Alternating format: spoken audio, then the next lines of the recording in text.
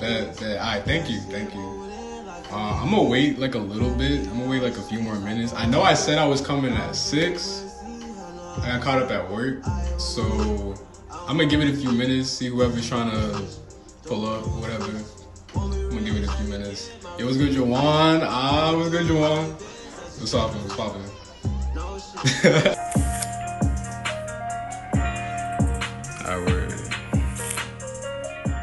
Alright, so I'm gonna break this one down. This seems like to be the fan favorite. Like that's the general consensus I'm getting, that everybody likes this one.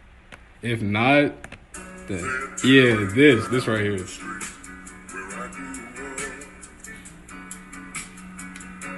Let me know if I should turn it up or down, by the way. But yeah, so that's the part I heard, and I was like, damn, I knew I wanted to sample this shit. So this was like I'm gonna show you guys the original pitch. Like I just showed you how I made it. So I pitched it down so his voice would be deeper, but in the original song, like he sounds like this.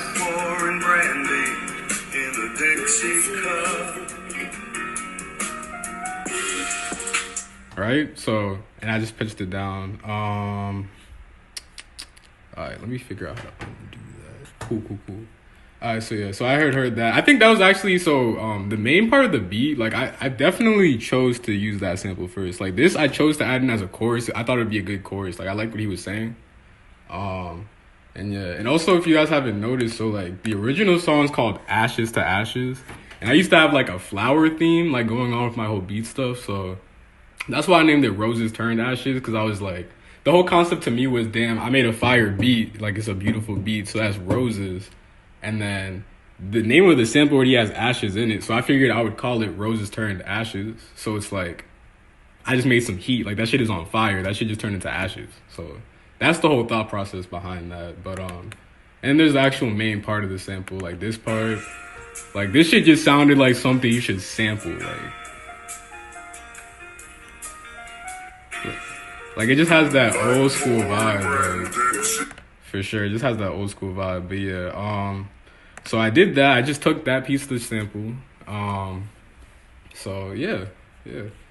So with that being said, all I really did after that, like I chopped the sample up kind of in here. So you can see like this is everything over on this side. This is the guy singing. Over here is when the drums come in, and it's like the actual main part of the samples. So I'll show you guys the individual drums I use, like the patterns. So just give me 1 second. 1 second. All right, cool. So yeah, I'll show you guys just the drums. Right,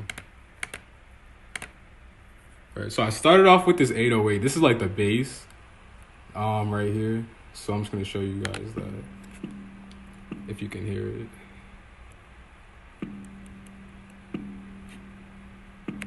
Yeah, and it's just like a simple pattern. I just figured like it would be a hard drum pattern if I had it like that. So, and usually, whenever I'm making my bass, like I like to do it to where like I'll take all the notes and I'll move them up so you can hear the bass better up here in a different scale in the piano roll. So I make it with the bass sounding like this, and I just turn the pitch down. So yeah, so then there's that. Then I added the actual kick. I wanted something like punchy. Like I didn't want something too like bassy because the sample itself already had a lot of bass. So there's that. Then I just added some simple snares in, like a simple snare pattern.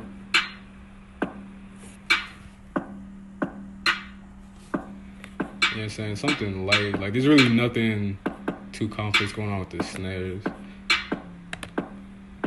Alright, so I added a clap sound just to fill up room with that. Another clap, just for added effect. So when you have like the 3 claps together, like it adds like a nice pattern. Yeah, so then I added another snare because I wanted that shit to, like I really wanted to focus on the drums with this one, and I feel like the drums sound really good. Like a lot of it is just layering a bunch of different drums, but like even this, for example, like I have 4 different snare sounds, but that's how you make it sound unique. And I got triangles at the end. I don't know if anybody's ever peeped this in the song, but like there's like a triangle that comes in at the end at the start of every 4 measures. So is that. So that's the drums right now. Then I added this open hi-hat. Where is it? Right here. And this just comes in every other one. So right now, like the drums sound very basic right now. Then it's like when you add these close hi-hats. Like this is definitely the main secret to the beat. The close hi-hats. Like that shit just makes the drums like hit. Like for sure.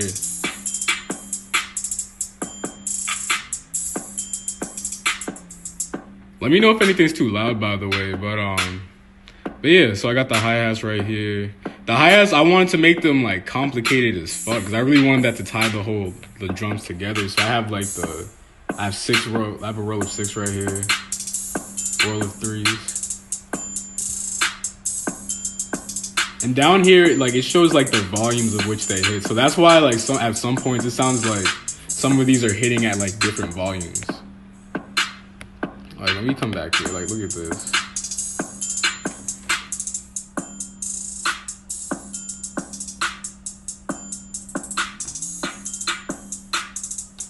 So yeah. So and that's like pretty much the core elements of the beat, like with the whole the drums and shit like that. It's really just drums and a sample. Like I don't like sampling all the time, but whenever I do, I like to make sure I get that shit right.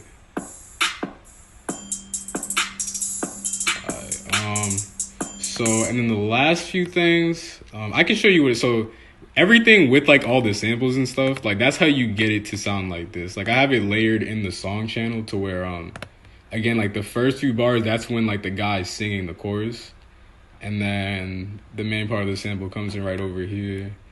And I have all the patterns layered out. I took some of the drums out in the second part right here just to add variations. Like you always want to take out stuff here and there if you can't add anything, because sometimes you can add too much. So like taking stuff out here and there helps a lot with that. But yeah, so I'll show you guys. So that's when you get it to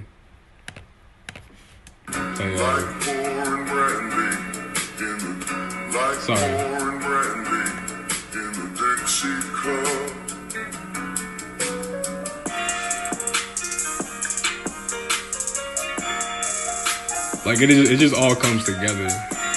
That's really all it is. Like you're just putting different patterns together.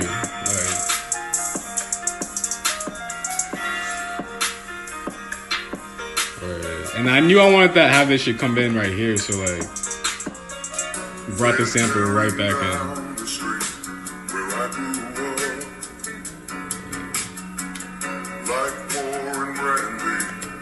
Alright. Thank you guys. I appreciate it. So yeah, the only other few things, so like I have this crash symbol too. So like just for when like stuff transitions, like so things transition smoothly to where like it sounds like something different's happening with the beat. So I have this. Usually when there's like when I'm transitioning from different places, like I like to use the crash. Like they're right over here. So like usually I put one in reverse right next to it so where it like leads in. But this beat I didn't need to do that, so I just have it to where like it's not loud, but when you're listening with the headphones, you can hear it, so you know that there's a transition happening between the chorus and like the verses. But yeah, and then obviously I got the famous tag, bro. Everybody knows this tag. Everybody knows the tag. Like, bro, everybody knows the fucking tag, bro. Yeah, I just be throwing that shit in. Obviously, like the way she says it, it's not gonna fit on every beat, so I have it to where like I have it set up so it's timed to where it'll fit in whatever beat I make perfectly. Like 9 times out of 10, it'll always fit in whenever I adjust the time. But yeah, so that's pretty much it. Other than that, I'm not gonna show too much of the mixing and mastering because I like to keep that shit secret. Okay, so how did I get the tag? So I know someone from back in the day that I'm pretty cool with. She actually did the tag like for me or whatever. Like this is a long ass time ago. And actually, I don't even talk to them anymore. Actually, this is the crazy part. But I had to record it the one day, and I had some help too. But like we edited it to where like I had the delay, and the reverb and all that to make it sound cool. But it's just the voice of somebody I knew. So yeah, I think it's cool. I remember when I first started using the tag, like a lot of people were not fucking with it. They were like, "Yo, this shit is corny. Yo, who the fuck is this?" Like all throughout high school, but niggas fuck with it now. Like it sticks in people's head. Like everybody knows the tag when they hear it. So either way, that shit worked. But yeah. So and just like a few mixing things I did. Like trying to think, what can I show of the mixing? What can I show? Alright. I'll just show different things with the drums, I guess, that I did. I'm not gonna go that in depth. So like with the 808, cool. Said what, corny? Yeah, you'd be surprised, yo. Like in high school, like especially like when I first started using it, niggas was like, bro, what the fuck is this shit? Like nobody was fucking with that shit. But yeah, so I just got the 808. I didn't do anything crazy to the 808. Same with the kick. But those are the two definitely the loudest like things in the track. And again, the snare. Again, nothing really crazy happening with these, like the drums or anything. I want to see. That would be cool.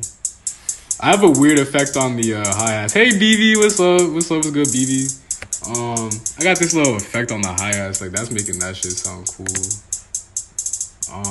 That's pretty much it. Actually, yeah, I can show you guys what I do with the samples. I can show you what I do with the samples. And then after that, I'm done. I'll play it again just for y'all to hear, but... Yeah, so with this sample right here, the... They're tearing down the street where I do. So with that, so outside of like pitching it down to where it sounds deeper, I pretty much just went in. Actually, now that I think about it, I didn't even do anything with that. I just pitched that shit down. Now when it comes to the main samples though, like for the main melody, like this shit. Let me see. Hold up.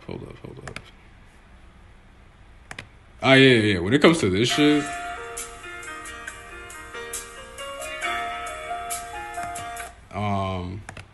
pretty much have it.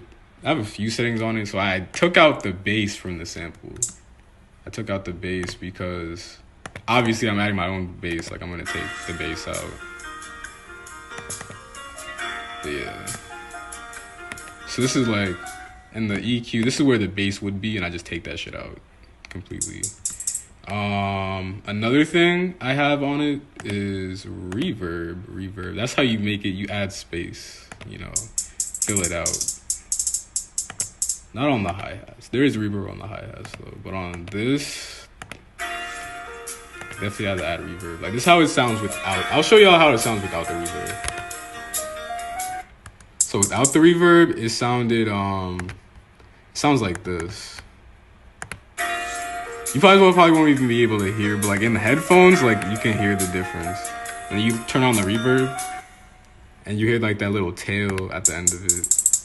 That could just be like some producer shit. I don't know, but yeah, that's pretty much it. Like it wasn't that complex of a beat to make. Besides the drums, like especially the hi hats right here. Like this shit is definitely what I'm most proud of when it comes to the beat. Like making all this shit. And it's not even that it takes time. You just gotta get creative and like just think about how you want to have your beat stand out with the drums. So I just like to stand out with like the way I do my hi-hats. But yeah, that's it. So thank you guys for watching. I plan on turning this into an IGTV video. So if you came in like during the live stream and missed like pretty much the majority of it, I'm probably gonna have it posted during the week.